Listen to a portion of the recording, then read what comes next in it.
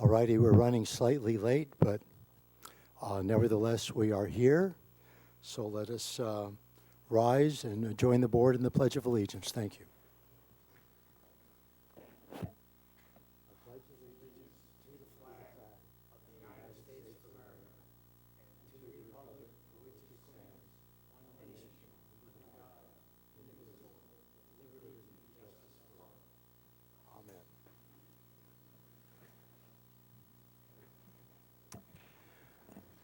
We are short one member today. Director Rice is not available, but we still have a quorum of 4, and we will hopefully get the job done as efficiently as we would with 5.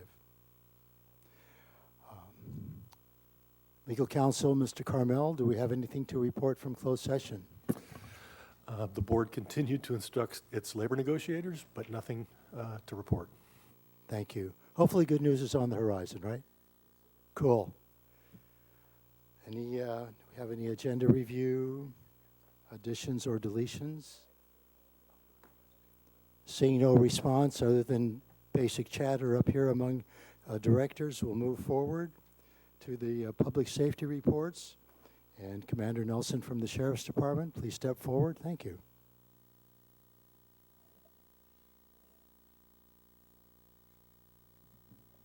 Good afternoon, Commander Nelson from the Sheriff's Coast Station.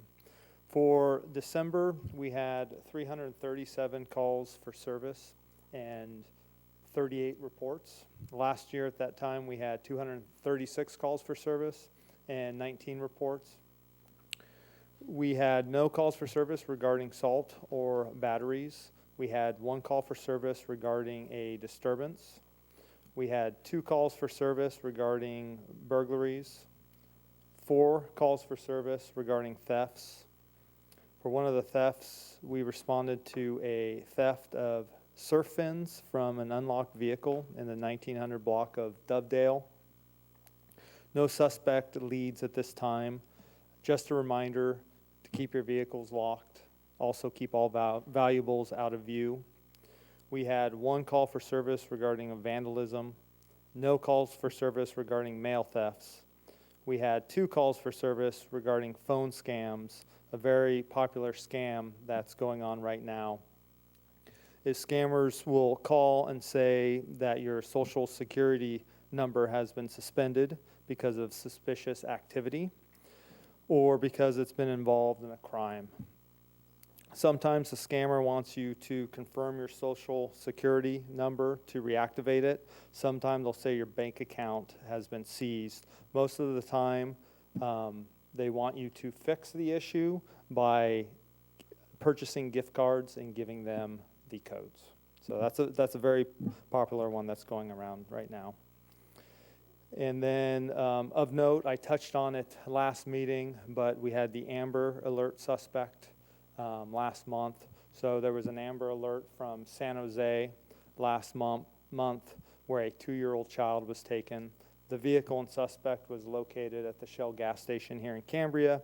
Citizens recognized the vehicle and detained the subject until law enforcement was able to arrive and arrest the subject. And that is all I have for you. Thank you, Commander Nelson. Any comments or questions from the board? I'd like to ask, when you were talking about calls for service, and you mentioned that last year there were 236 in the month of December, and this year it's 101 more than that. Is there anything that we can attribute that to? Well, with these numbers, the call for service, so it can really be anything. It can be something that originally comes to our dispatch center and then is transferred. So like, for example, a disabled motorist. That would count as a call for service, even though that would go to the California Highway Patrol. So those numbers, I mean, it could be various reasons. So I think you're saying it's nothing to necessarily be alarmed about. Correct. Okay. Let me ask you one more question. It just popped into my head while you were giving your report. When you talk about scams, obviously when we think of scams, we think of senior citizens. Do young people, like under 35, do they ever get scammed? Yes, I mean, with the scammers, I mean, it comes to your email, everybody's cell phone. So the scammers reach out to them. Myself, I've been, called and emailed multiple scams. I'm sure a lot of us have. So yeah, it is out there with the younger people also. All right. Well, thank you so much, Commander, and have a very pleasant and uneventful rest of the week. Okay, thank you. You too. Take care. Thank you. Next, our report from, there he is, from Chief Hollingsworth from the Cambria Fire Department. Good afternoon, Chief. Good afternoon, President Farmer, Board. Thank you for letting me be here today. A relatively short report for you. For the month of January, we had 74 emergency responses. That brings the total for 2019 to 1,088. It's a 121 call increase, which is almost 13% from this time last year. And it is a steady increase. If you look at the long haul, what we've noticed over the past 20 years, we're noticing about that much of an increase each year. So you see us on the road more responding to more incidents, and that's just the nature of this business and how it works. We finished the year with a call for service to local people that lived here in the community at 76.4%, and then serving those that come outside of the community at 23.6%. I wanted to report that we had a very successful donation period during the Season of Hope for the community. Remember that the Cambria Fire Department is a recipient and hosts that. And we end up taking in donations for both Toys for Tots and the food bank. It was very successful. We had to have the personnel from each place come and pick up the receptacles multiple times during the month and a half that we hosted that, which is, I'm happy to report, because that's all examples of the community giving back to those that need assistance. I wanted to thank you for the authorization to move forward with the radio purchase. I have one of them that has come in on me now. This is the new compliant radio that we can use throughout the entire state. It's digital, it's fully programmable, it meets all FCC guidelines. It's fully expandable for the next number of years.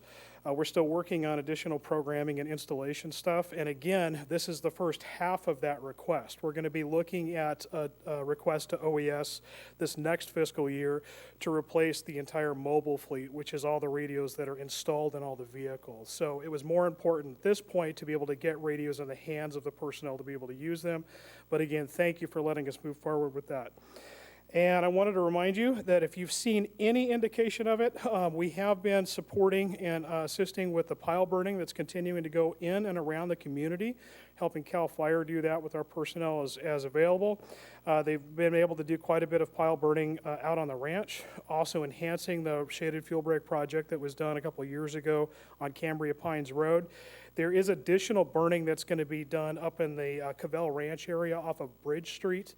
There's been about 100 acres that have been treated by crews led by our Fire Safe Focus Committee and members that are on there, and we have a number of piles that are going to get burned. All of that is weather dependent, and the nice thing about it is that for the most part, nobody knows it's even happening, because when they do it ideally with the right weather, after the right kinds of rain, not during rain, the smoke lifts and moves, and then we don't have an issue, and there's no blowover back into the community. So with that, I'm over to you for any questions.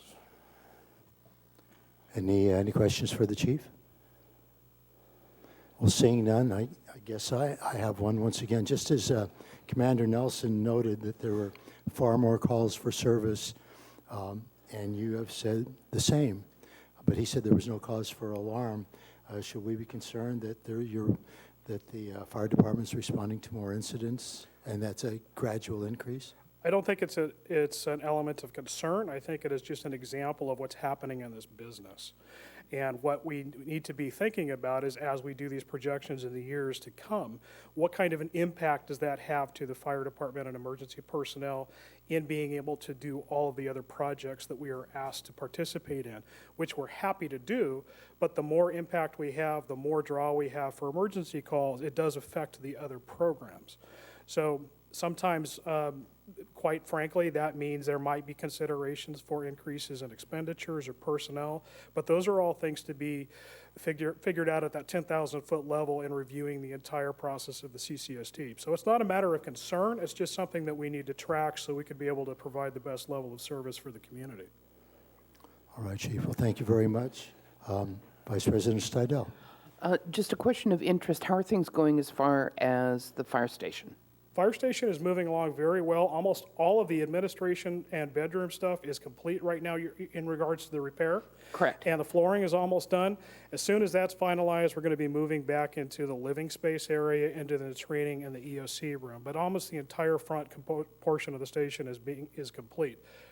Just as a reminder, that's all being done by personnel that are on duty when they have time around all their other projects. But it is moving forward effectively, yes. And please extend our thanks for their taking that task on and saving the district some. They some are money. happy to do it. They're very prideful of that station. They want to look exactly the way it's supposed to, and they're doing an excellent job. Thank you. I see, excuse me, Chief.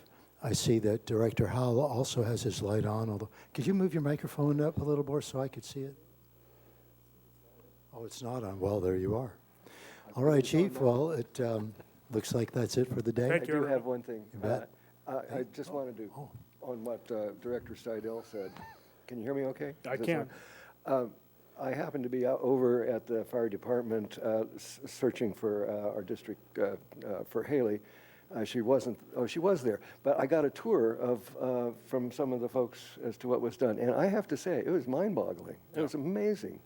And the skills involved, which are not what they were trained to do, is pretty impressive. From the drywalling and the putting in the floors, it was amazing. So yeah, many thanks because you really Well, much we are appreciation. benefiting from the fact that one of our full-time personnel is also a full-time licensed contractor, so he kind of is overseeing stuff. And every one of us has done extensive work on our own homes. So we're kind of using that experience in doing the repairs. But again, we're able to save quite a bit of money in the process. So it does make it last longer, but we will get it done. Yeah, Chief, I was fortunate enough to be at the fire department, the fire station yesterday, and you gave us a brief tour, and things really, to use the naval metaphor, they look shipshape. So thank you. Thank you. You bet. Moving on to public comment, and for those of you who are here at the last, what do you call it, the last episode of CCSD, we had a number of comment slips turned in, and so far it's a very light load, and only one for item number 3, public comment, and that would be Ms. Elizabeth Bettenhausen.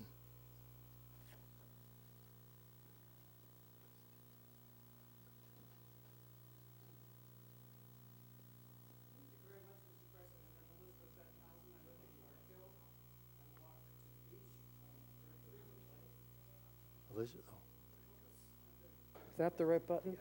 Excellent. I don't know who you are, but thank you. You I'm don't know Elizabeth. you don't know who that is? No, I don't. Mr. Ray Dienzo, this is Elizabeth Bettenhausen. Oh, you're going to be introduced later by the general manager, too. That will reinforce my memory capacity, which is aging. I'm Elizabeth Bettenhausen. I live on Park Hill, and I walk to the beach a lot. But I got to thinking the other day, watching the 13-foot surf, that the community of Cambria leads and serves in a very important way in the Central Coast. I'd like you to start in your head right now, naming the parks and preserves in and near our town along the Pacific Ocean. I'll start. Central Street Pocket Park, Fiscalini Ranch Preserve, Shamel Park, Santa Rosa Creek Preserve, Lambton Cliffs County Park, Cliffside Reserve, Strawberry Canyon, Pocahontas Native Plant Garden, more than a dozen other parcels that are protected and conserved, Leffingwell Landing, Fern Canyon Preserve, Cambria State Marine Park, Monterey Bay National Marine Sanctuary, San Simeon Natural Preserve, and Washburn Campground. That's quite a bit, isn't it? Over 26. All of this is in cooperation. We Cambrians cooperate with local, county, state, and national organizations. Cambria Community Services, Center Street Park. Green Space, the Cambria Land Trust. Friends of the Fiscalini Ranch Preserve. The Land Conservancy. County of San Luis Obispo Parks and Recreation. Hearst San Simeon State Park. California Coastal Commission. California Department of Parks and Recreation, and Monterey Bay National Marine Sanctuary. I thank them and all the members of this community and the visitors who work daily to maintain and preserve this clear understanding of commonwealth, the natural world entrusted to us all. So many Cambrians also volunteer as docents of the elephant seals a little further away, rescuers for marine mammal sanctuary, docents of San Simeon Cove, etc. My gratitude goes to everyone for actions that protect future generations by restoring ecological stability and non-wasteful use of nature's trust. Thank you, Mr. President. Thank you, Ms. Bettenhausen, and for both acknowledgement and appreciation of what we have here in our community. Seeing no further requests to speak under public comment, we'll move forward to item number 4 and the manager's reports. And General Manager Weigold. Good afternoon, Mr. President. First order of business, I do want to introduce Mr. Ray Dienzo, our new utilities manager and district engineer. Ray, stand up and be so recognized. Ray comes from us from the county in public works and started with us on January 6th. I listed a number of meetings I participated in this month in my report. We're also making some solid progress on our business process efficiencies and improvements, specifically in contracts and agenda processes. That's converting over to electronic means as we've been continuing to archive all our records electronically as well. As of today, I've signed the IGA for PG&E, and we're in the process of setting a kickoff date and meeting with PG&E. We filled a water operator position this past month, and we still have 2 open wastewater collection system workers, and those are the 2 that are provided by our proposition initiative earlier or last year, I should say, or year before, and we'll be working with the Vector truck in the future. Lastly, thanks to Director Howell for getting over to the firehouse, and I'd like to encourage all the board members to feel free to visit the various facilities and see our folks do what they do on a daily basis. It's pretty impressive. That concludes my report, pending your questions. Any questions, any comments from members of the board? Vice President Stidel. I was curious regarding the item that was listed out on the water meter replacements. I know that there's been an ongoing effort to take a look at what would be the most viable way to approach that with the meter, with the battery replacements or entire meter replacements and so forth. Are we any closer to a decision on that, since we're, I think, on an average losing basically a battery a day on those, and it's creating quite a manual process? Yeah, I'll also allow Ray to comment on that. Okay. But in general, we're moving, making progress. It's more of an information gathering and meeting with a bunch of various vendors. We are the issue right now. The reason why I'm not in a hard-pressed motion to go fast is we are transitioning billing systems, which may or may not be consistent or compatible with various meter systems. So what I'm hesitant to do is have 2 different meter systems, 2 different billing systems, and transition everything all at the same time. And of course, we have the new accounting system coming in as we transition to that. So we're trying to be as risk-free as we can. But each time we meet with another vendor, we learn about another technology out there that might be able to help us save money and be more efficient in the long run with how we read meters, take and execute billing. Ray, do you have anything additional to comment on that?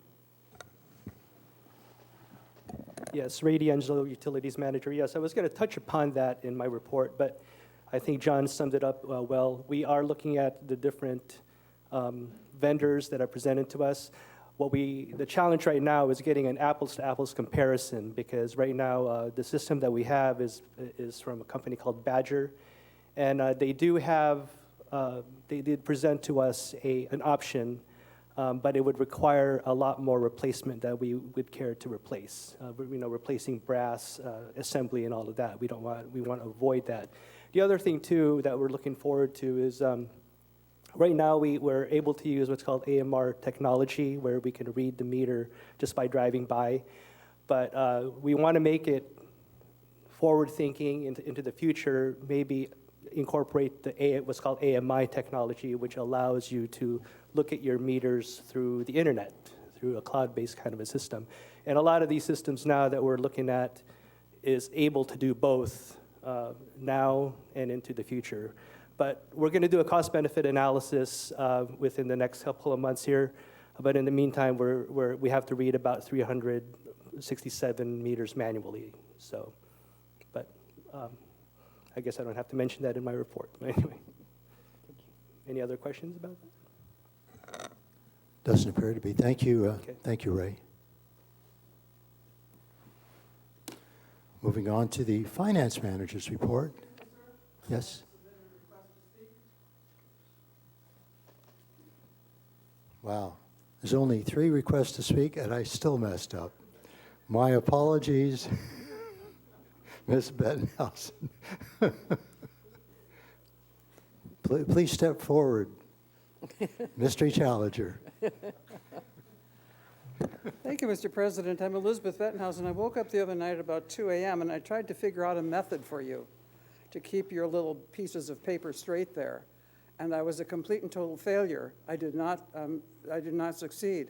So I wish you well in discerning a method with the cooperation of the Vice President in keeping these stacks straight. Maybe they could be different colors, like I do with the books. I wish you well. I look forward to the correction on the CCSD website concerning standing committees and ad hoc committees. If you go to the CCSD website, there's no mention of standing committees, and there are ad hoc committees undefined. All of the committees are not accurately labeled. None of them is accurately labeled. And no description is given for the differences among the ad hoc committees of the Board of Directors, the standing committees of the Board of Directors, and the ad hoc committees within a standing committee. It's really confusing. But I assure you, I wrote to the general manager last week, and he wrote back to me and said that they hope, given the holiday and the workload they had last Friday, they hope to get back to me this week with a list of all the ad hoc committees and standing committees of the CCSD. And I would be more than happy to receive that in a digital version, because I think we should be not cutting down several hundred trees in order to communicate with the public, but rather we can just do it digitally and pay for the carbon footprint of the electricity. Thank you very much. Thank you, Ms. Bettenhausen, for bringing that to our attention, and I'm sure staff will be attending to your observations and concerns ASAP. Now, moving forward to the finance manager's report, and Ms. Duffield. Thank you, President Farmer. So I just want to add one quick item to the information you have in front of you. Since this report was written, I do have an update in regards to the fiscal year 17-18 audit. Yesterday, I did receive the draft audit report from Mr. Bruner. So over the next couple of weeks, I will be reviewing that and discussing anything of interest with Mr. Bruner. And then we will get that item on the Finance Committee's agenda and on the board's agenda in February. It looks like with the Finance Committee's agenda, they don't meet until February 25th. So, and our board meetings in February are the 13th and the 20th. So we might need to have a special Finance Committee meeting to review that in advance of the board seeing it, because I know Finance really would like a chance to review it before it comes to the board. So we will get those details worked out, and just so you're aware, we will see that in February. Thank you. I know I had made a request of you regarding the cost of the facility for this past year. Oh, I don't think Ms. Duffield knows I'm talking to her. Thank you. I believe I had made a request of you to perhaps provide the cost of our water facility for this past fiscal year. This past calendar year, were you able to get that information or not? We discussed that about a week ago or so. I'm working with finance on that. Oh, okay. Oh, thank you. Thank you. All right, moving forward. Just out of Yes. curiosity, when you say the cost of the facility, what do you, Or what the do you emergency, foresee? the emergency water facility. Right. What is your expectation of what's entailed in those costs? Oh, when you say my expectation that's entailed, what do you mean? Well, let me just say this much. The figures from the monthly expenditure report and see what they add up to at the end of the year. I hope that's a satisfactory answer. Oh, it's fine. I just didn't know if you were expecting to have labor costs associated with operators, if you were expecting, I mean, there's a very broad base. It is very broad-based, and in fact, we probably don't get a complete assessment of the cost because salaries aren't necessarily included, salaries of staff. This is just more what's, like I say, in the expenditure report. So it's, it may not be totally accurate, which indicates that it's probably more if you include staff time. Well, that'd be the case for any element of the district. That's true. It was just that I was just asking the question to understand what your expectation was, so that it would be something that came back to you and what you were looking to find out. If I could just elaborate, anyone that's read Don Miguel Ruiz and the 4 agreements, I've added a 5th one, which is, there's 4 of them, one including make no assumptions, or make no assumptions. I make the 5th one, have no expectations. So there we are. I don't have any expectations. Thank you. President Farmer. Yes. Sorry, if I just may add a little comment. Sure. So this information is published. You can see the past 2 years, maybe 3 years, if you do look at the final budget report. So when the board adopted the budget for fiscal year 1920, it did have a comparative cost of what has actually happened in revenue and expenditures in each one of the funds. So if you look back to those documents, or you want me to provide that document to you again, it has already been added up. It is not by calendar year, it is by fiscal year. But the costs are in the budget documents. Okay, well, thank you. Moving forward to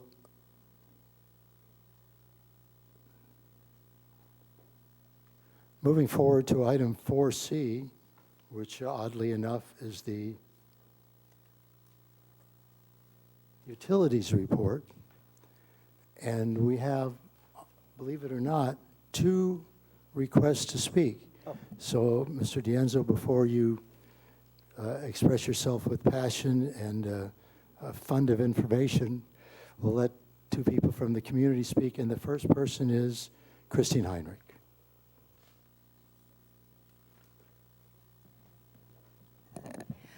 Good afternoon. Thank you.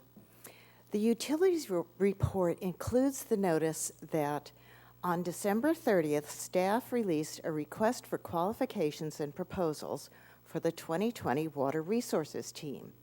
The solicitation will assist staff and the members of the CDP and Urban Water Management Plan ad hoc committees in selecting a consultant team to prepare the 2020 UWMP and provide technical assistance for the regular coastal development permit application for the sustainable water facility. Hiring this team will be expensive, yet another cost to the emergency water supply project, and time-consuming, kicking the incomplete coastal development permit application another year or two down the road. It's now almost 5 years overdue. In response to the RFW RFP, the Coastal Commission's senior environmental scientist, Tom Luster, has informed you in an email, President Farmer, Director Pearson, General Manager Weigold, and others, that this RFQ RFP will not answer the questions needed to approve the Emergency Water Supply Project Coastal Development Permit.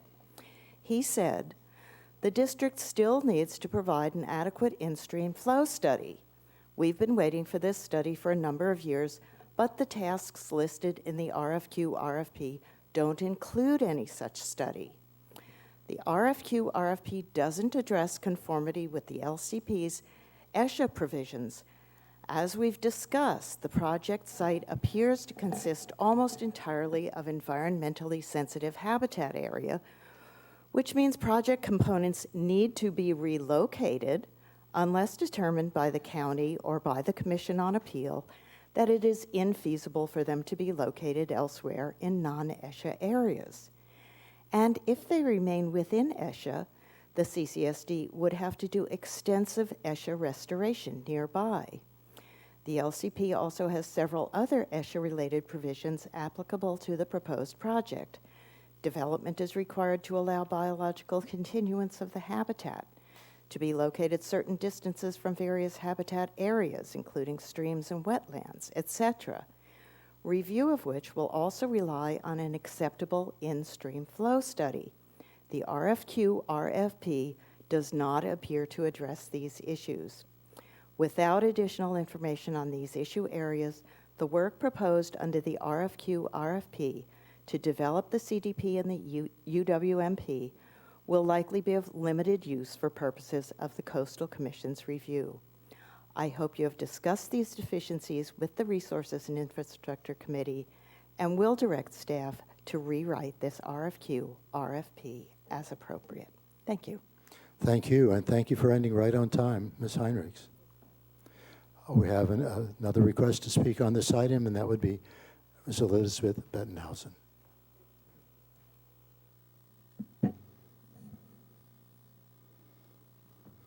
Thank you very much, Mr. President. I'd like you please to turn to page 31 of your agenda, or scroll to it, whichever is your option. And I want to read part of what it says there. Quote, conservation staff are in the preliminary phase of designing and building a new database to track and analyze retrofit and conservation data. The retrofit inspection process and form are also undergoing improvements to ensure accurate and transparent data collection and transfer to the new database, end of quotation. I have 3 questions about that. 1, what kind of data are, quote, conservation data, end quote? 2, who are the conservation staff? And 3, what is the new database referred to in this paragraph?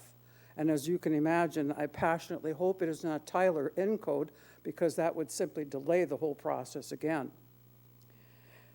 My second point, as you know from my bi-monthly CCSD billing summary data analysis, the gallons per capita daily for residential use in Cambria has been below 50 gallons per capita daily since 2013. It's mentioned on page 31, as you see, as the aspiration to the state standard. In 2018, the residential gallons per capita daily use was 43.7 gallons. However, when the standard is set by the state of California, it often means the gallons per capita daily of total usage, residential and commercial, divided then by the number of full-time residents of the town. That usage number is obviously higher. For example, in 2018 for Cambria, it was 69.3 gallons per person daily. So the conservation usage by the residents in Cambria is much better than the conservation when the commercial usage is included. I'm not asking you, Board, to petition the state of California to get clarity on what they really want and why. That's not my goal. My goal is that you start paying attention explicitly in your deliberations about many issues to the difference between usage and conservation among residents and among the commercial aspects of Cambria. As you know, the commercial aspect already uses more than a third of the water pumped from our wells. So it's a significant amount of the water that's used is for commercial purposes. Thank you very much. Thank you, Ms. Bettenhausen. Any members of staff or anyone on the board wish to comment?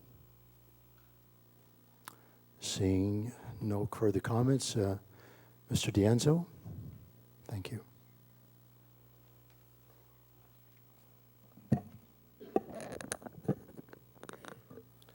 Good afternoon, President Farmer and the board. I'm Ray D'Anzo, Utilities Manager, and I'm pleased to present my inaugural Utilities Report for the month of December 2019. This report shows the responsiveness of our great staff, and I'm glad to be joining a team who's very professionally and conscientiously devoted to their work. So to begin, I would like to introduce a member of our water team, Arthur Gurney. He's not here today, but if you see him around town, go ahead and say hello. Art was born and raised here in Cambria, and his recent work was in South Lake Tahoe, working in the meter exchange program. But he's now come back home. Art holds his water treatment T2 and water distribution D2 certifications, so we want to welcome him. So if you see him around town, feel free to give him a welcome, as you've welcomed me. So, and other things to summarize, regarding the wastewater plant, we, as you all saw a couple weeks ago, we got a new Vector truck, but from the report, as you can see, the truck arrived to us serendipitously. It arrived to us December 23rd, and on December 24th, we were able to use it in an emergency repair because the grit chamber bypass valve broke, and we were able to use the excavator function of the Vector truck to be able to fix it quickly and without much, disturbance to the area around it. And if you see where this valve is located, you'll understand that it saved us a lot of money. And the Vector truck pretty much paid for itself that first month within 48 hours. So I want to give kudos to the truck. It's upstaging me again. So anyway. And right around the same time, as also mentioned in the report, just to give some highlights, we had, if you remember, it rained a lot right around that time, before and afterwards, and the significance of fixing the clarifier skimmer rails that fell off the rails, literally. They were able to fix that, and again, responsive work by our team. Got it replaced quickly and, in times before the next rains came. Also to note just a couple of things, we got a new Tier 4 generator for our lift station. They're in LS lift station B2. And also efforts in our collection system in general, where our main focus has been to locate all the manholes and bring them up to grade and enter it into our database management system, which is cloud-based. The significance of this is we're tracking all of this information so that we could retrieve reports that's consistent with our sanitary sewer management plan. Moving on to some of the water highlights, we finished installation of some of the backup generator for our San Simeon well field. Some ducking needed to be done based on some requirements by the APCD, so we were able to get that completed. Also wanted to let you know, as mentioned in the report, is that we do have monthly maintenance on those generators as well. Other highlights, we have equipment calibration.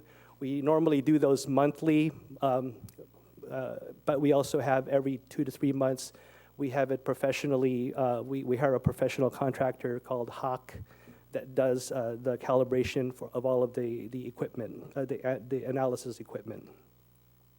So I already mentioned some of the details on the meter replacement, so I think we'll leave that for now. And also in the report, the well levels and charts are also there. As you can see, for 2019, we used a total of 530 acre feet. 77% of this water came from the San Simeon well field. And I just want also to note that water use has gone down again from last year, about 5.4 acre feet from last year, and it's gone down steadily even from the year prior to that. So I wanted to make mention of that. One note on the SWF, the Sustainable Water Facility. On December 13th, we attended the Regional Water Quality Control Board, where we officially closed a Title 27 permit for the impoundment basin. The significance of this is that we no longer need to pay permitting fees for that, or monitoring fees as well. Some other things regarding the note, the comment on the RFQ for the Urban Water Management Plan and the CDP permit effort.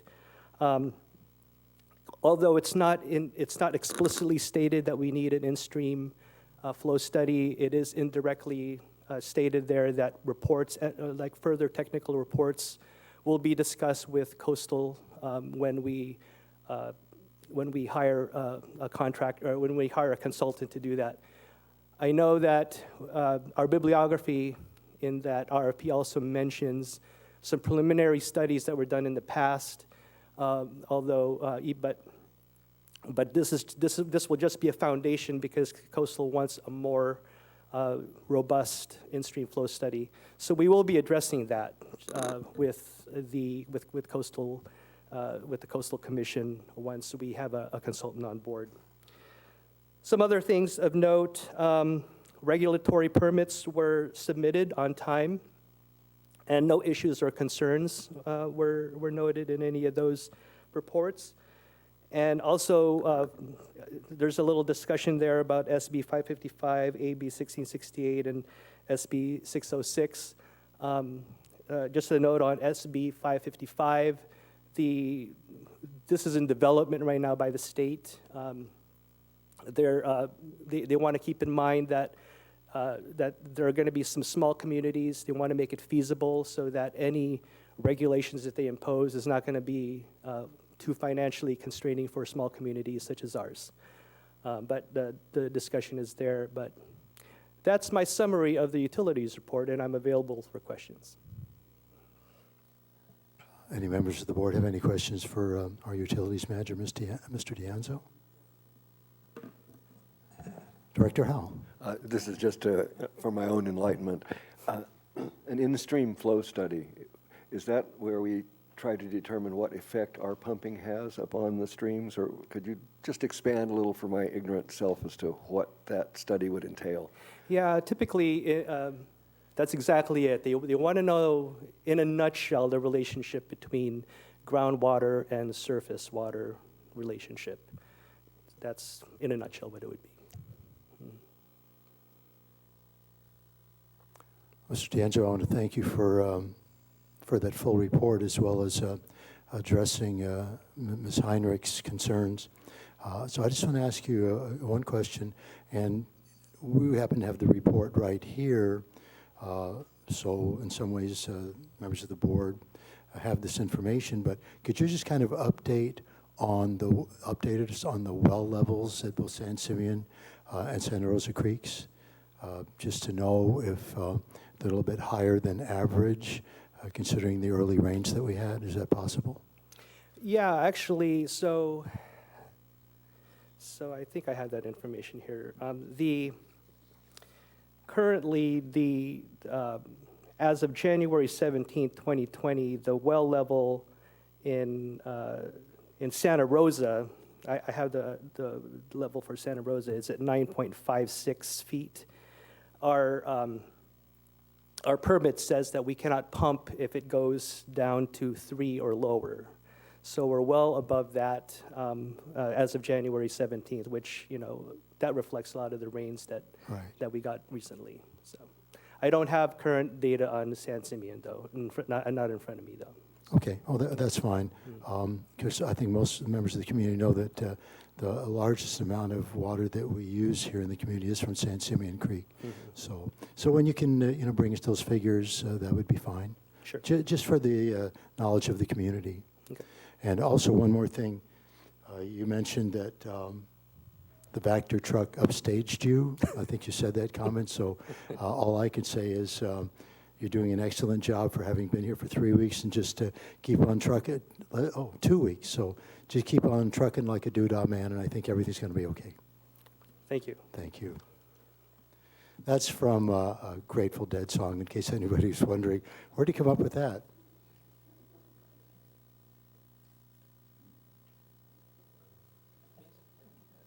Yeah.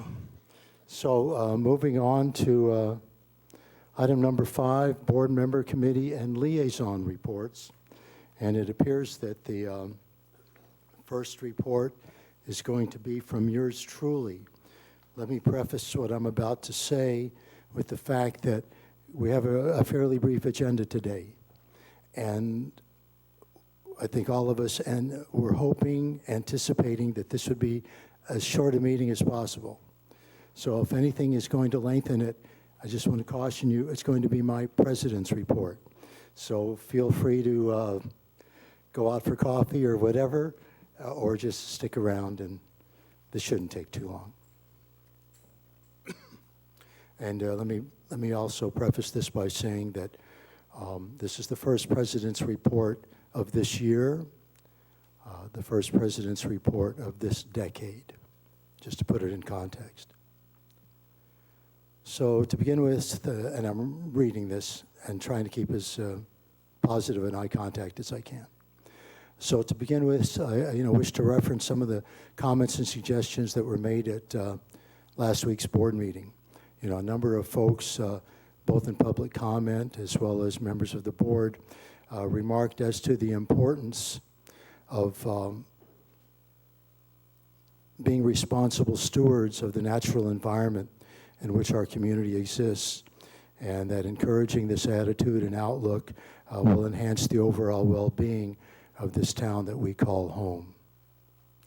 In addition, Vice President Steidel accurately observed that often board and staff in the past have been more reactive than anything else, and that we, as a board, as a district, need to become more proactive in our planning and decision-making moving forward. So I want to thank her for that comment. That being said, I feel the need to remind all of us that decisions made and actions taken in the past decade by board and district staff, at times based on misleading or inaccurate information and statements, or sadly, due to basic incompetence, has not only affected the past, current, and even the future financial circumstances of the district, and therefore the ratepayers of our community, but has negatively impacted the natural environment and sensitive habitat areas.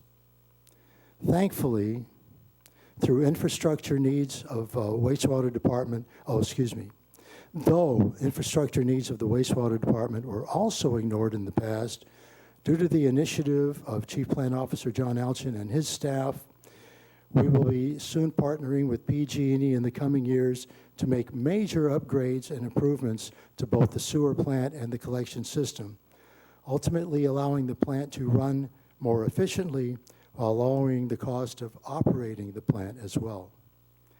In addition, the need for improvements regarding water storage and delivery, as well as improved tracking of water usage, will make the district more structurally and economically sound in addressing the most important obligations and responsibilities of our CCSD, providing for the water and sewer needs of the residents and businesses of our community. Having said this, I wish to make some suggestions as to how Cambria can become a more sustainable, water-wise, and efficient community moving forward. In centuries past, both advanced civilizations and societies, as well as indigenous peoples living on the land, took advantage of opportunities such as stormwater capture and storage for use in drier periods of the year. Plus, when available, wetlands were used ultimately to turn human waste back into useful, even potable drinking water.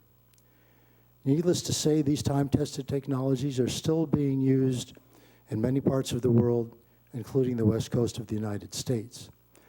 In a recent conversation that I shared with our new utilities manager, Mr. Ray Dienzo, who appears to have joined Elvis and has left the building, he stated that he was quite agreeable in investigating these options for Cambria in the near future.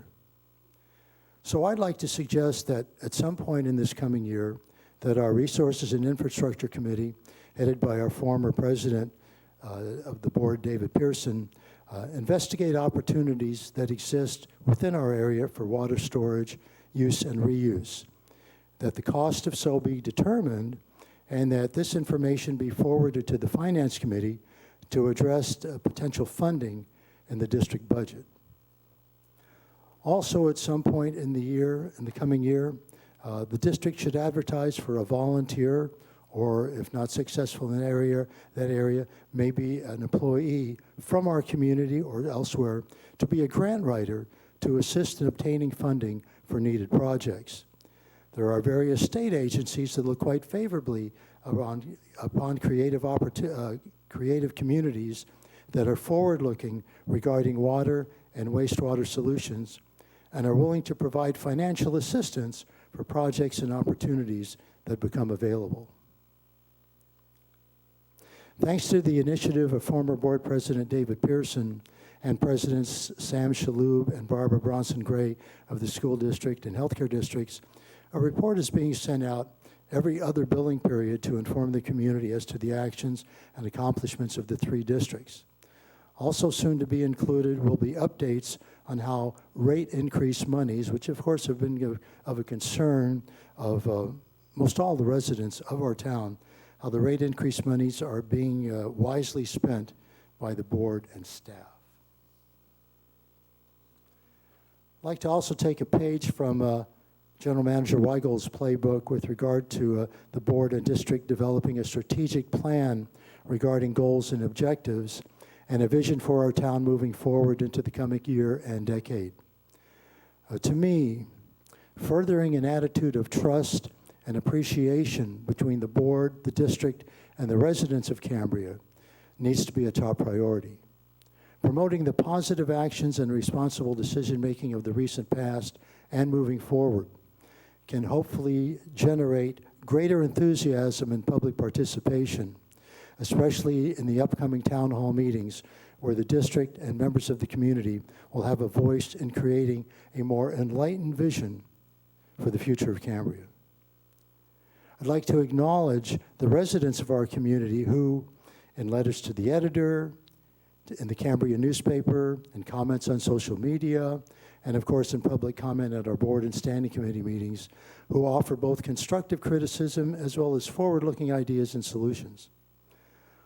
Hopefully developing a more agreeable and harmonious relationship between the board, the district, and active members of our community will encourage more Cambrians to become involved in addressing the needs of our town, providing creative ideas that will make our town an even more vibrant community.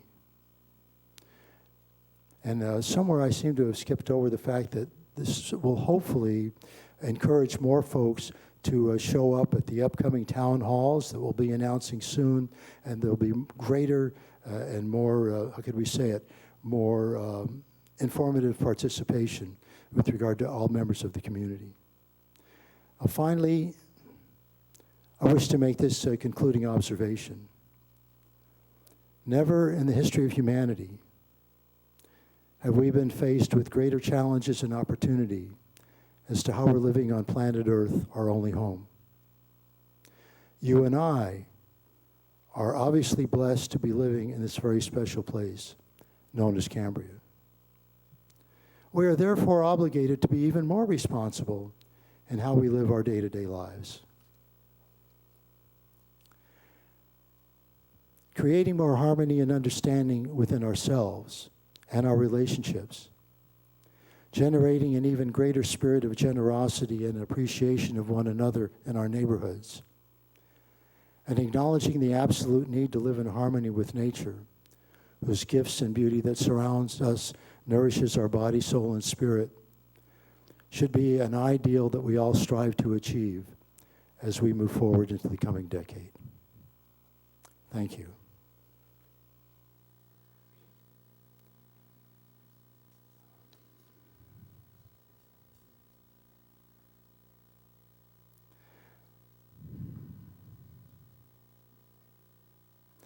Moving forward into the Finance Committee's report, and Vice President Steidel.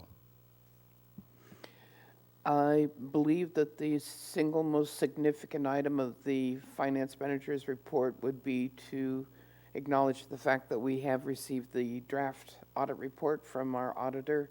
And Ms. Duffield earlier basically outlined the process that we'll go forward with to be able to bring that audit report to the board. Although she has not yet had an opportunity, having just received it last close of business yesterday, to determine all of the ins and outs of what it might be.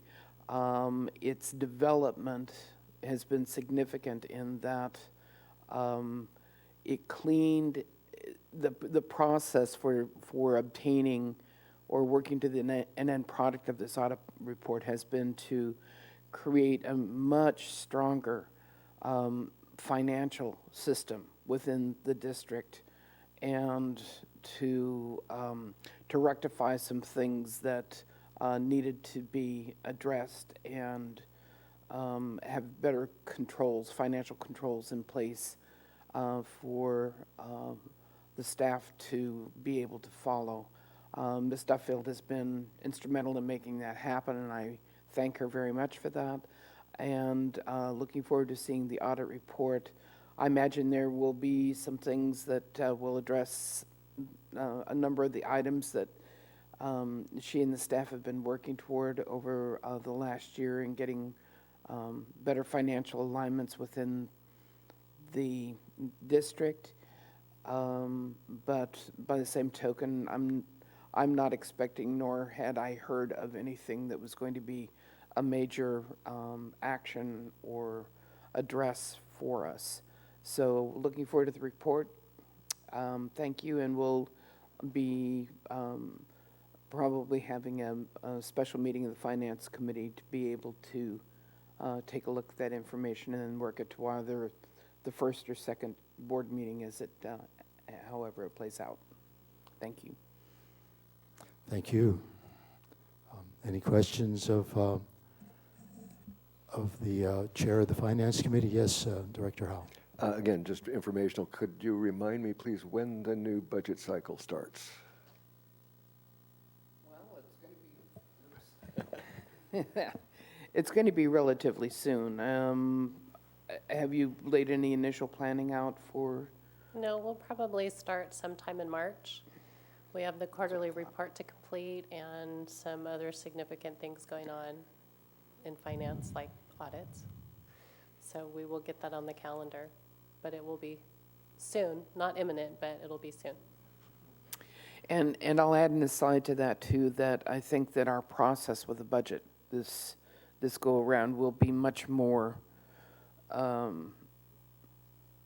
don't want to say easier. I'm just saying it will be more specific in the mechanisms that are put in place for developing the information, delivering the information, because the actual format of all of the budget data had to be completely revamped for last year, and that was a significant amount of effort. And I think that the format that we have now in providing the visibility into the 218 rate in budgetary information and the allocation of budget against items for the CIP, all of that gives us more visibility, and all of that structure now is in place. So I think things will move more easily through staff as well as the Infrastructure Committee and Finance Committee. Well, let me just make this comment that I think we can all be thankful for the work that's being done by the Finance Committee and the well-informed members of that Finance Committee, as well as our finance officer, for things being, how could we say it, being done much more efficiently and effectively. So thank you. Moving on to the Policy Committee and Director Donhow. Oh, thank you.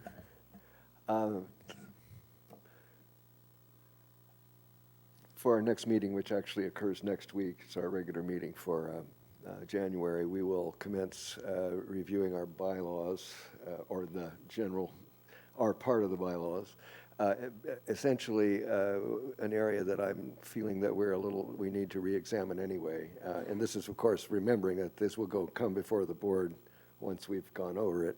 But I'm concerned about our mission and our goals, and I'm beginning to think, and I'm hoping that we will have this discussion next week. I think the committee is probably needing to refocus its efforts in a slightly different way.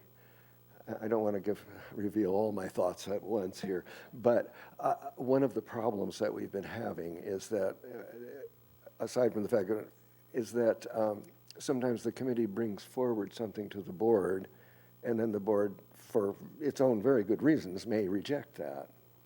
Well, that's probably not the best way that we could, because what that does, I mean, and it's not the board's fault, please understand me, but I think maybe the committee, in what it presents to the board, may need to frame things somewhat differently, as perhaps a series of alternatives or concerns, so that they won't, instead of just having something rejected out of hand and they begin to feel like, hey, why are we doing this, that there will be some, trying to work some way that we can get some process of back and forth going, and perhaps have that committee get a little more feelings of satisfaction once, as we go forward. I have to say that I haven't been on the Finance Committee yet. I've avoided having to do that. So, but I have to say, infrastructure can be exciting and interesting. Policy can be a little bit different, as I think I've mentioned before, and in some respects, it takes a lot of hard work, and sometimes rather, I won't say boring, but a lot of hard work, much research, much interaction with staff and public perhaps, contact with other communities to see what they're doing. There's a lot of research and a lot of writing that needs to go forward. So this committee, they're going to be doing a lot of hard work. And so I'm going to try to see if we can't work a framework that will give them some satisfaction and keep them as they're doing this work. So I just wanted to kind of give the board a little bit of a heads up on that. And I invite any kind of comments, either now or later, or individually or whatever, as to any suggestions that you might want me to bring forward to the committee that we can turn around and consider, as to how we do our work. So that's the one area. As I mentioned, the mission statement and the bylaws. We do have some ongoing efforts right now working on the purchasing issues. And the board has asked us to go back and revisit the homeless in that situation. We have a huge laundry list of stuff that even committee members are interested in, and things that other board members have suggested. I don't know if we'll ever get to them, but and I'm not going to burden you right now with that. At some point in the future, I hope to be able to give you and the committee a summary of what's been done so far, and what state everything is in, because there's various levels. once we have that, that may help us, I think, as we try to move forward on that. So I could go on and on. The other issue, which is coming up, is that we do have our vacancy, which we are hoping to fill, if we hope to fill it this time around. As again, because I really want to share this work out as much as possible. So the more bodies that I can get working on it, I'm happier, and I think the committee's happier too. But that will come up in a moment. Anyway, so that's all. But I'm open to any suggestions whenever the president regards it as in order. Well, you reflected on the state of the committee, so hopefully it's more of a state of enthusiasm than anything else, right? Thank you. Yes, Vice President Steidel. I feel that the policy committee really has a difficult hurdle because where the infrastructure committee or the finance committee have very specific, more tangible, I would say, items that they can focus on and bring forward, and that helps actually establish those committees with certain kind of skill sets. And I think the skill sets for the policy committee almost require a real diversity because you almost need to have someone who's a technical writer, someone who's familiar with organizational structures, someone is, and it makes it very difficult to have all of those unusual skill sets available within one community. So I acknowledge the challenge that you and the committee have ahead of you, and thank you for the efforts that you're making towards it. Thank you, Vice President Steidel. Director Pearson, you have a report from the Resources and Infrastructure Committee? Yes, and I'm going to yield the floor to the Vice Chair, Ms. Dean.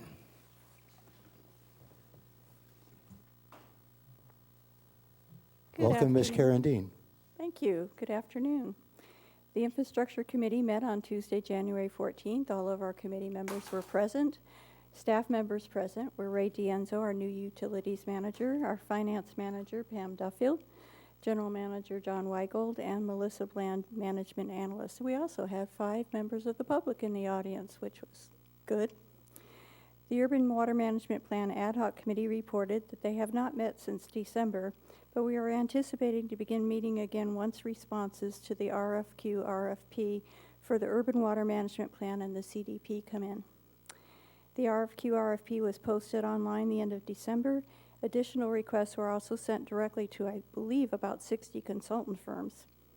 As of our R&I meeting last week, no responses had yet been received. I don't know if that's changed or not.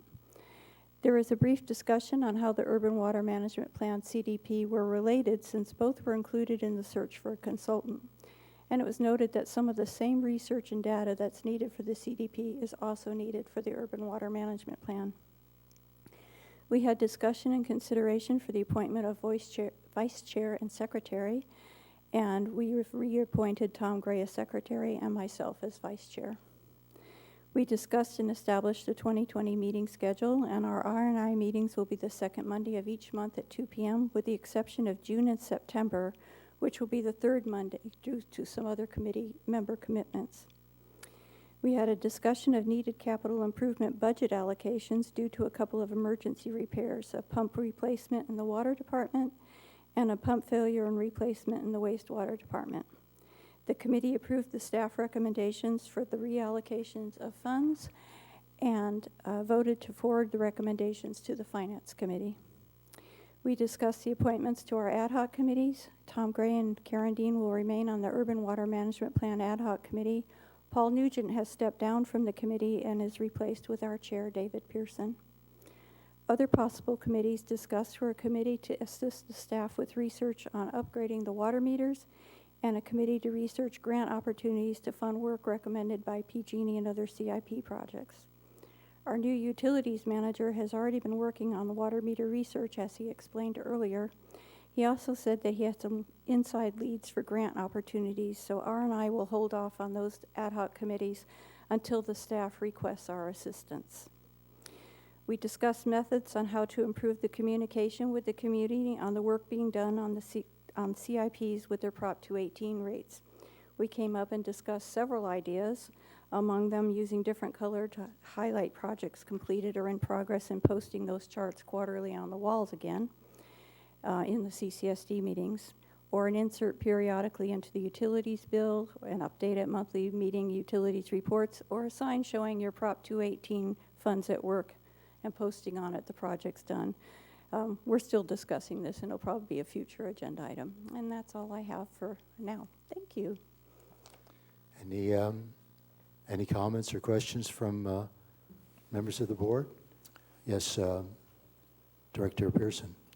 I'd just like to, one, try to get an update from the general manager. Have we received any responses to our RFP, RFQ to date that you're aware of?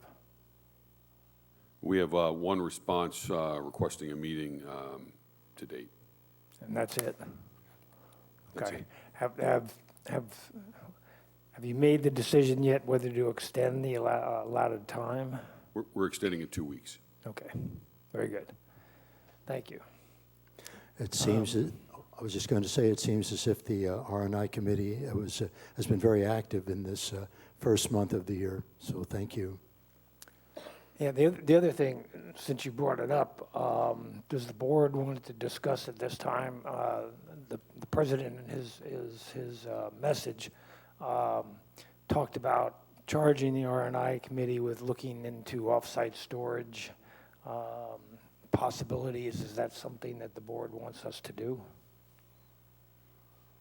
Well, I see a nod of the head from our vice president, so yes, Ms. Tydell. No, I think that would be a valuable piece of information to have in terms of things that either, obviously that people can do as individual community members, but also if we have some kinds of practical ways in which the community district has an opportunity to do that, and the service that it would provide by having or having the capture of water. Thank you. Director Howe. Yes, I wholeheartedly agree on this. I think maybe it would be appropriate to make a motion to pass this on to the infrastructure. Is that not? Okay, we won't do that. But yes, please do. Okay, we'll put that on the agenda for the next time, is to have start a discussion at least in that area. Cool. Okay. We saw a nod of the head there from the legal counsel, and that was due to just for the elaborate, just for the I'm at a loss for words, just for the edification, if that's the correct word, of those of us in attendance here and those who will be watching. Yes, this is agendized simply as reports, so it's not an action item.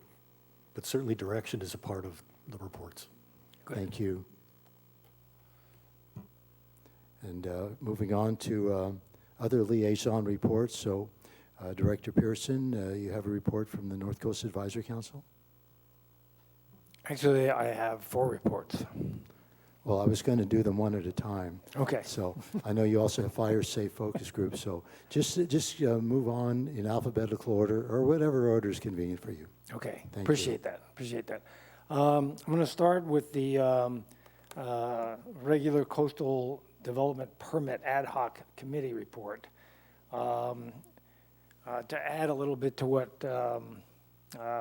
Denizio said, we do have a hydrologist under contract at this time, and we also have a biologist under contract at this time. And these have been ongoing for quite some time because we've been using the biologist to do reports on what's going on and under the AMP and that kind of thing. So the RFP, RFQ does not specifically address those areas because we've already got those people on board and we plan to keep them because they have already got knowledge way down the road. We are going to meet with the county, hopefully later this month, and then after that, sometime in February, we'll be meeting with the Coastal Commission people to try to ascertain exactly what the inflow study they want to be done, so that we have that coordinated before we go forward much farther. We continue to work with the county to finish the application, and at the same time, we are keeping the Coastal Commission aware. The general manager is exchanging emails with the Coastal Commission on almost a weekly basis. So I think we're moving along on that, and we don't think that the hiring of a consultant to work on both this and the Urban Water Master Plan will delay our getting in front of the county and further in front of the Coastal Commission. We still are trying to target getting in front of the county by mid-year. So that's my report on the CDP ad hoc committee. The NCAC meeting, couple of items of interest. One is that the homeless in town have been breaking into some of the buildings, especially here at Pine Dorado, and it's probably to get out of the weather and that kind of thing. And they've also been trespassing in other areas more than usual, and so the sheriff was made aware of those things. Supervisor Gibson gave a report on their meeting where the Chevron property along the Cayucas to Morro Bay Strand has been purchased by the county and will now be parkland. As you drive south on the left-hand side, all of that big hill, that big green hill, is now county property and will be turned into a park. And the area along the beach that used to belong to Chevron now belongs to Morro Bay as part of their park along the Strand. So the whole Strand now is park area instead of some of it being actually private area. E-cigarette paraphernalia have been outlawed for sale in SLO County. Not the cigarettes themselves, but the paraphernalia. Okay, yeah, that's what I said. Sure, that'll stop them. A hearing on new ADU codes. This is important. The hearing on new ADU codes will be held on the 28th as part of their regular meeting. It's going to be in the afternoon. I got the agenda this morning and looked at it. The hearing will be in the afternoon. I believe all the documentation is now out on their website, so if you want to go out and look at what changes they're thinking of making, they're pretty significant. The one thing that Supervisor Gibson did say is that the changes affecting the coastal area will need to be reviewed by the Coastal Commission, and that the CSDs, including us, will have some say on new water use. So that's still to be determined and stuff, but I want everybody to be aware that hearing on the changes that the county is making in response to the new state law, okay, will be on the 28th, which is next week. There was also a report on the film festival, which is February 6th through 9th. Very impressive. And a report on work being done on the Moonstone Drive area boardwalk.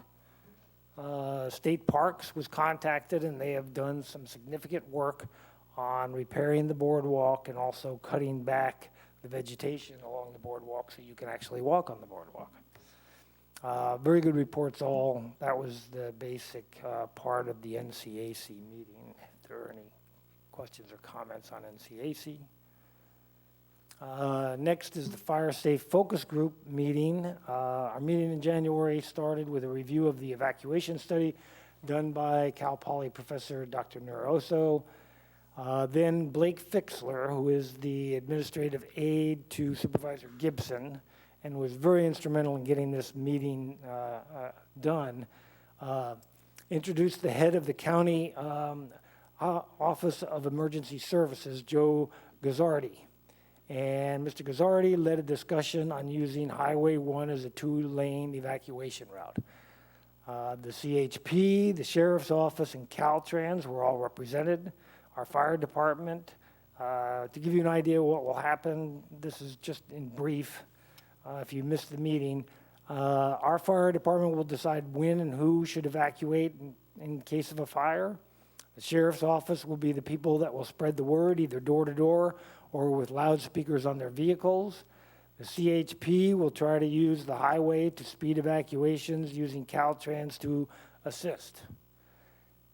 They all, the sheriff, CHP, and Caltrans all made it very clear that their assets are very limited.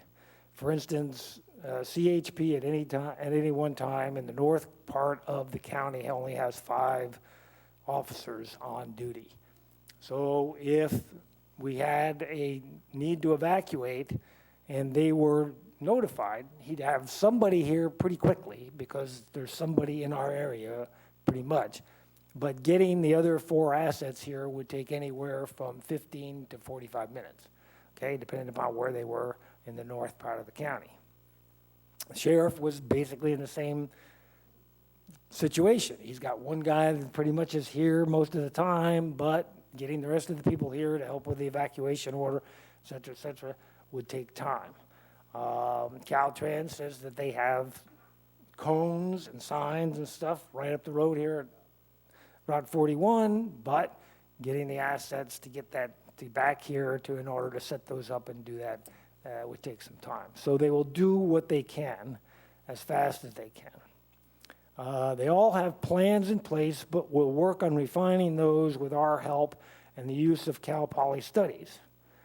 They stress to all of us in Cambria, all of us in the San Simeon area need to be prepared, have your stuff ready to go, and have not just plan A, but you should also have a plan B. In other words, if the evacuation route that you plan A is blocked, you need to have a plan B as to where you're going to go instead. Okay? So they stretch that. They do plan on getting together and revising their plans and coming back to us at some point, hopefully in May at our preparedness day, and give us an update as to what they think they can do. It was a great meeting, though. It all went really, really well. We had about 75 people there. Okay? Alert system, we have a small subcommittee that is working on an alert system that will include signs and flashing lights and a radio station to alert people as to where to go. And I'll be able to give a better update on that next month. Our next challenge at the Fire Safe Focus Group is insurance. We're going to tackle that, go find insurance companies and find out why they're canceling or not renewing, and we're going to go forward and try to get some resolution to that. So that's our next challenge. And that's the completion of my report. The Strategic Planning Ad Hoc Committee, which was formed just a week ago, we have not had a meeting yet, but we will be having a meeting next week. Okay? Thank you. Thank you, Director Pearson, for an unbelievably thorough report, thorough and authoritative report. Thank you so much. So considering other liaison and ad hoc committee reports, yes, Vice President Steidel. Well, myself and Director Howell have been working with staff, with district staff, on the affordable housing ad hoc. It has brought to realization that probably there are elements of the district code that we need to address and separate different types of information related to housing. With the affordable housing, because our processes, potential processes, will be somewhat different, same end product, but somewhat different getting there. Between that and, for instance, the residential wait list, which is something that evolved over a decade and has a different flavor to it, I'll say, than a wait list that would be associated with affordable housing, as well as different kinds of projects that would be associated with it, where you're not just dealing with a single-family residence. You might be dealing with more of a project or a self-help group that's intending to put in a larger project, as we have had some experience with information coming forward with that. We've been working together to try to define what the processes would be and to define what the process flow would be for them. And we've spent a great deal of time kind of teasing that out. I likened it to having a gold chain that you've had in your jewelry box for too long that's knotted in 12 different places, and you're trying to take a pin to it and to tease all the little bits and pieces out. And so Director Howell and I have put a great deal of effort into reviewing those things and forming information back and forth.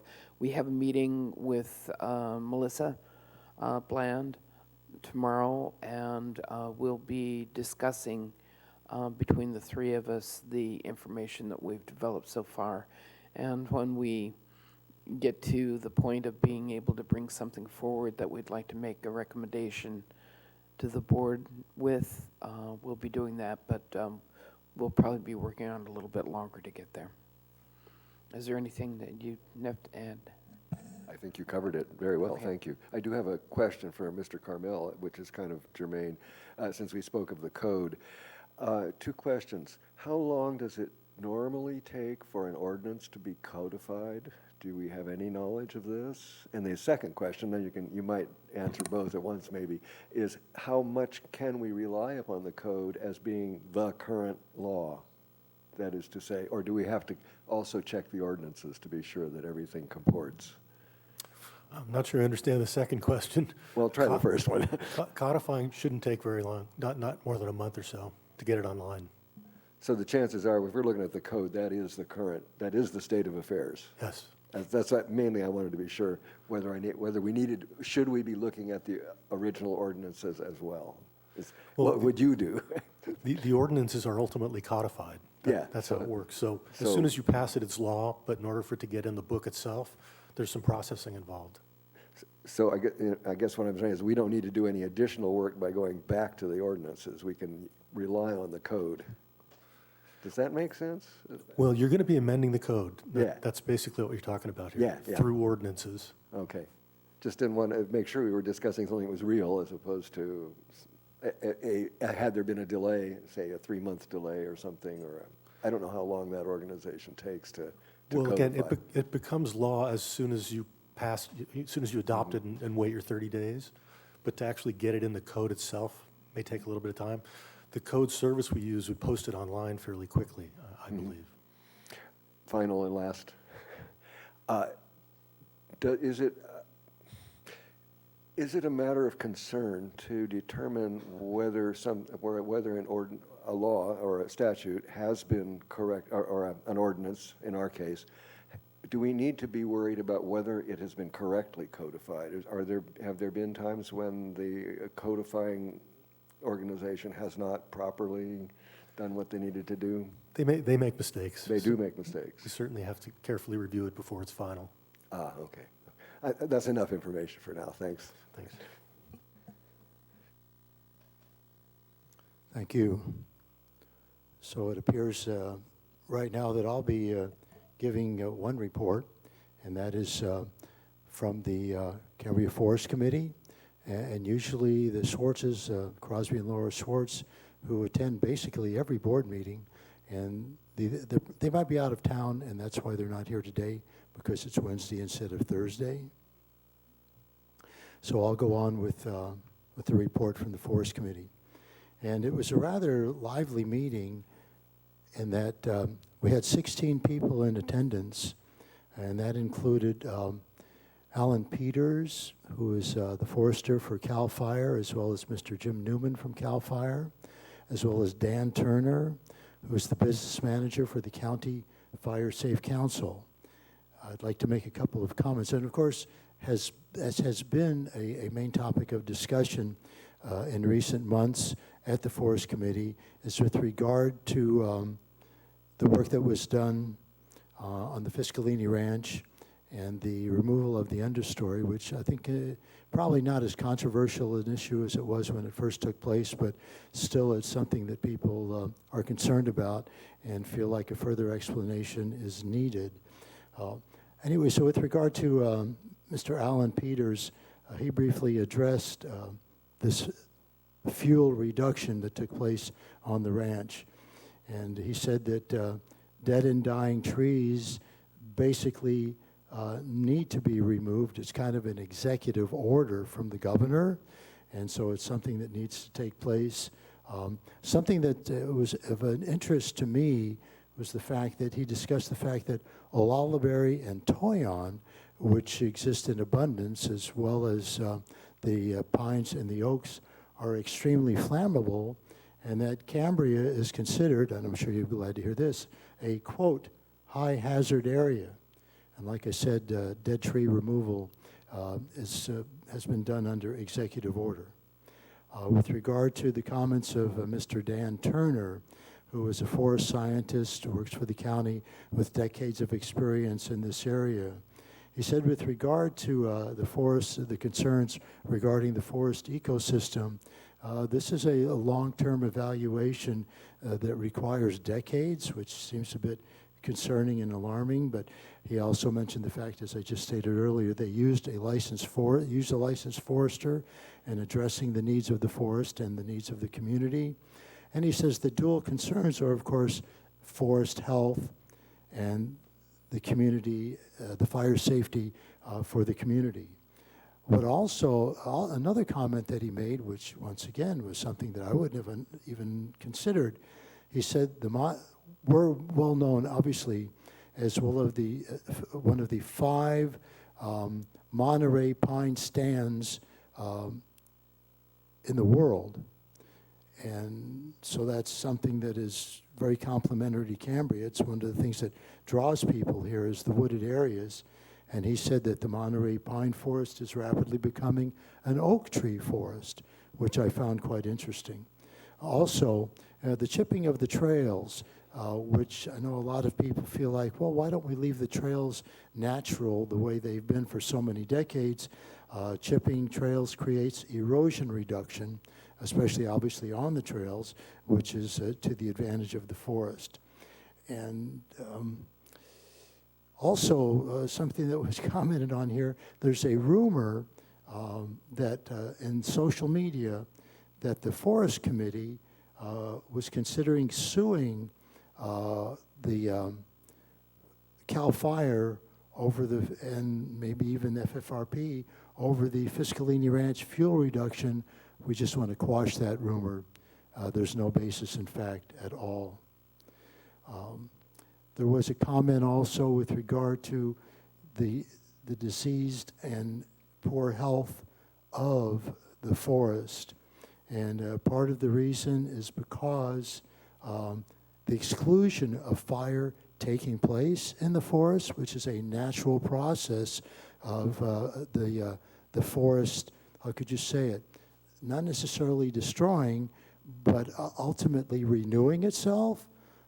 The fact that that hasn't taken place because we now live here. So the forest doesn't do its normal thing, and as a result, that makes the forest even more unhealthy. And also the suggestion was made that, well, why hasn't CAL FIRE and maybe even the Cambria Fire Department conduct and control burns, which would have been the ideal resolution for the fact that the forest is not able to generate fire in itself, from lightning or whatever. It was determined that the members of this community would not find this acceptable to have controlled burns because of the fear of controlled burns getting out of control. So that's my report from the One more thing I do want to comment on with regard to what took place on the Fiscalini Ranch. Dan Turner commented on the fact that native vegetation was cut back, not removed, and that it will grow back, and which was a concern of mine and other people. And the ultimate goal of what took place up there on the Fiscalini Ranch is a healthy forest. I didn't come prepared to give a report with regard to the recent meeting that we had, the second meeting of the committee, of the folks that are involved with coordinating the efforts of the San Simeon CSD and the Cambria CSD regarding a cooperative wastewater treatment plant that would serve the needs of both communities, as well as the piping that would take place from San Simeon to Cambria with regard to putting brine waste out, out into the ocean, and also taking the effluent from San Simeon and processing it at our wastewater treatment plant. We're going to be meeting every quarter, and things are moving. It's just this group is just in the embryonic stages. Things are moving very slowly, so nothing really to report there. And with regard to the report from the San Simeon CSD itself, that would usually be done by Director Rice, and of course she's not in attendance today. So moving on, I don't see anyone else needing to make any comments with regard to committee and liaison reports. So moving on to the consent agenda. Any comments on the consent agenda before we approve it? Any remarks at all? Yes, Director Pearson. Yeah, I'll just move to approve the consent agenda as written. I'll second. Okay. Well then, before we move to a roll call vote, I just want to make the comment that in this past month, roughly $33,500 were spent with regard to our water facility on San Simeon Creek Road, and $16,500 of that was for legal fees. And now, yes, Ms. Dodson, if you would do a roll call vote, please. Director Pearson, Aye. Vice President Stidel, Aye. Director Howell, Aye. President Farmer. Aye. Now moving forward to item regular business. And there's only one item on regular business. We are just rolling along. And that would be discussion and consideration to fill the vacant seat on the policy committee. Director Howell, it's all yours. Mr. President, would you like me to introduce I'm the sorry. Yes, please. agenda item? Gee. General Manager Weigel, with all the salary that we're paying you, and I totally neglected you, would you please introduce this item? Yes, Mr. President, agenda item 7A is discussion and consideration to fill a vacant seat on the policy committee. Staff recommends that the Board of Directors consider appointing a replacement to fill the vacant seat on the policy committee resulting from the resignation of John Rohrbaugh. Thank you, and my apologies, Mr. Weigel, for not consulting you first. Thank you. And now, Director Howell. Thank you. Yes. First, to preface my remarks, actually something was said earlier which I can piggyback on, is that this community itself has an amazing number of very talented, very talented and people who really seem to care a great deal about this community. So just as a general thing, we do have in this community an unusually large pool of talented people. That's been my impression. So I want to say that the three people who have stepped up to the plate, and they have been stepping up to this particular plate now for quite a while, to say again, to thank them all, for coming forward and making themselves available, and also to say that everybody, all of the three applicants that have, or the three volunteers that have come forward, all have talents and abilities which could be of some benefit both to the committee and the community. So it's a extremely hard and difficult thing to just recommend one. I would like to say that if should we succeed today in making an appointment, I would encourage those who are not appointed to please consider coming to our meetings and participating, because I've just been very impressed with the kind of what each one of these people would bring to the position. I have polled the present members of the committee to just get their sense as to how they would feel, and basically they are essentially happy with all of the applicants. However, I think there's a certain feeling that Ms. Richards would probably be the better choice, and I tend to concur. I found that. Again, I did allude to the fact that this committee requires a lot of work, and I think probably more than we have done so far is actually several hours a month, perhaps, probably more than that. And I have found Ms. Richards to be very willing to do the kind of research that's necessary, and that she has a certain a legal background or some background in doing legal research, and some knowledge of the various people. Well, how can I say this?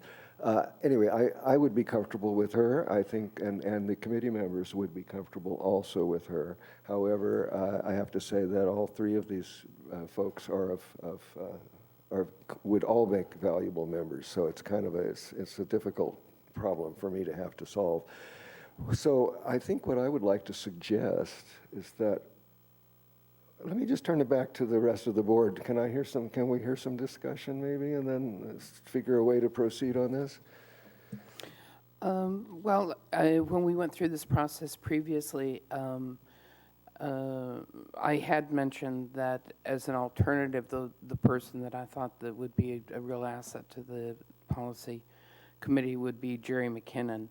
And I noticed that he isn't here today, although the fact that we're having this meeting on a Wednesday instead of a Thursday may, very well be the reason for that. And I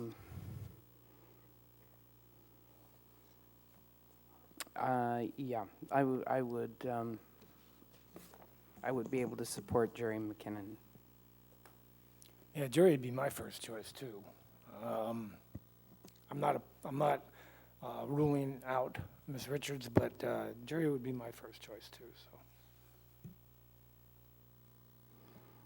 Yes, Director, Vice President. Oh, okay, turning off your light. Well, I was going to suggest that we make a motion to vote to approve Ms. Richard, but it would seem from what has just been voiced by the folks on both sides of me that the vote would probably come up 2-2. That would be my take on it. And not seeing any indication otherwise, then I would suggest that perhaps we wait and revisit this item at the next meeting when Director Rice is here, and we can have a vote one way or the other, 3-2 in one way or the other. So does that sound, is that agreeable to everyone? Yes. Thank you. Well, since no one else said anything, you are everyone. Yes, Director Howell. I think postponing it until Director Rice is available would be a good idea. All right, Director Howell. Okay, I mean, I can sense that that is the sense of the board, and this might be a good opportunity then to suggest that when we do have all five, that the way to proceed would be as an actual election where we have three. In other words, not moving to put one in, but rather let us have an election and we vote. We have to do it publicly, no secret ballot, but that way nobody's being voted against.